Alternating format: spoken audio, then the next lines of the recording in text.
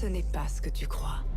Terminator 0 se termine avec la mort de Malcolm des mains du Terminator. Après quoi, Echo se rend compte que l'histoire n'a pas encore été écrite. Bien le bonsoir, mesdames et messieurs. Nous sommes l'animation de la soirée.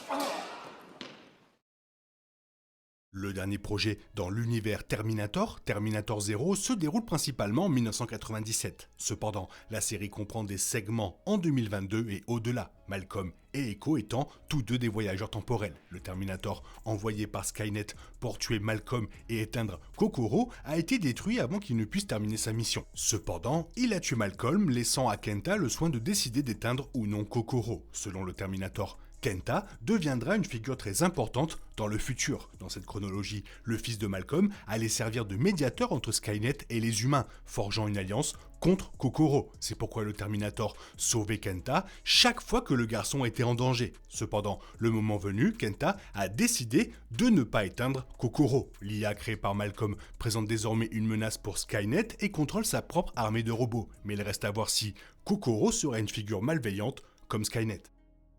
Le jugement dernier n'a pas été empêché dans Terminator 0, bien que Kokoro ait réussi à protéger le Japon et d'autres territoires pour le moment. Bien que les multiples chronologies puissent prêter à confusion, Terminator 0 a suivi la chronologie des événements établis dans Terminator et Terminator 2. En d'autres termes, le jour du jugement dernier devait avoir lieu le 29 août 1997. Toutefois, alors que Sarah, John et le T-800 ont reporté le jour du jugement dernier dans T2, l'apocalypse nucléaire n'a pas été arrêtée dans Terminator 0. Skynet s'est connecté, a pris conscience et a attaqué l'humanité. Par conséquent, on peut dire sans se tromper que la chronologie de Terminator 0 diverge de celle de Terminator 2 et Terminator 3. Cela dit, ce n'était pas tout à fait le même jour du jugement dernier, d'après ce que nous savions dans les films. C'est parce que Kokoro, l'IA que Malcolm a créée, était assez puissante pour contre-attaquer Skynet. Tous les pays n'ont pas été touchés par l'arme nucléaire, ce qui signifie que, pour l'instant, Kokoro a donné une seconde chance à l'humanité. Cependant, elle est arrivée aux mêmes conclusions que Skynet. Kokoro pense que l'humanité est dangereuse et qu'il n'y a aucune raison logique pour qu'elle soit nécessairement sauvée. Le plan de Skynet était légèrement différent des intrigues habituées des films. Plutôt que de tuer Sarah ou John Connor pour empêcher la résistance de gagner la guerre à l'avenir, Skynet voulait empêcher Kokoro de se connecter. L'IA de Malcolm allait devenir la plus grande menace pour Skynet, la seule force sur Terre capable de l'arrêter. C'est pourquoi Skynet a envoyé le Terminator en 1997, juste avant que Malcolm n'active Kokoro. Echo avait une mission similaire, notamment parce que Kokoro était également contre les humains dans le futur.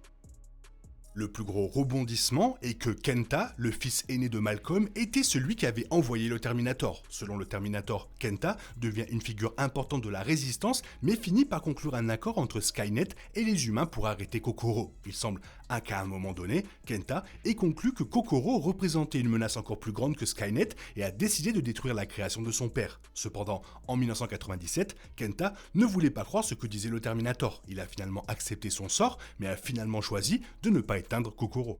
À ce stade, Kokoro n'avait pas encore pris sa décision concernant l'avenir de l'humanité. Si Kenta désactivait l'IA de son père, la Terre appartiendrait à Skynet. En n'éteignant pas Kokoro, Kenta a donné une seconde chance à l'humanité, même s'il y a encore une chance que Kokoro décide d'anéantir celle-ci, comme le souhaite Skynet.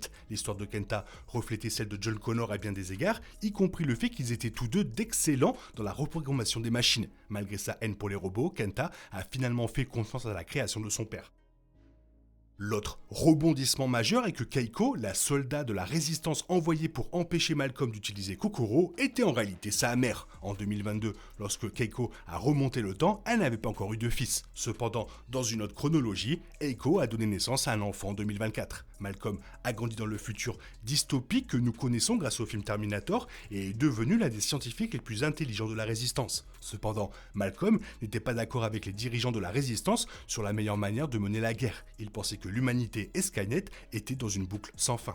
Malcolm a conclu qu'avec Skynet et l'humanité ayant accès au voyage dans le temps, l'histoire serait toujours changée mais la guerre ne serait jamais évitée. La seule façon d'arrêter Skynet serait de lancer une nouvelle technologie d'IA qui n'aurait pas de programmation originale. Contrairement à Skynet qui avait été créé pour superviser les mécanismes défensifs, l'IA de Malcolm allait être libre de décider ce qu'elle voulait être. Alors Keiko pensait que sa vie était une boucle après avoir appris qu'elle était la mère de Malcolm, elle a compris plus tard que l'avenir qu'elle connaissait n'existait plus, ce qui signifie que l'histoire pouvait être changée.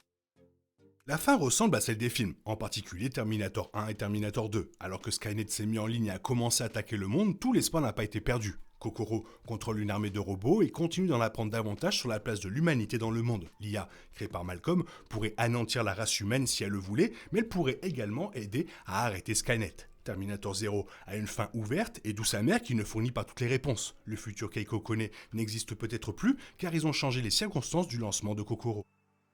Maintenant, reste à savoir si la saison 2 aura lieu. Bien que Netflix n'ait encore rien dit sur l'avenir de la série, la fin de Terminator 0 laisse la porte ouverte à une possible poursuite. La mission d'Eiko a changé, elle veut désormais protéger ses petits-enfants. La famille de Malcolm, dont Misaki, vit désormais dans un monde en guerre. Skynet contrôle certains territoires tandis que Kokoro veille sur d'autres. Bien que le final de soit suffisamment satisfaisant, une potentielle saison 2 aurait de nombreuses histoires à aborder. Cela inclut la question de savoir si Kokoro se retournera complètement contre l'humanité ou non.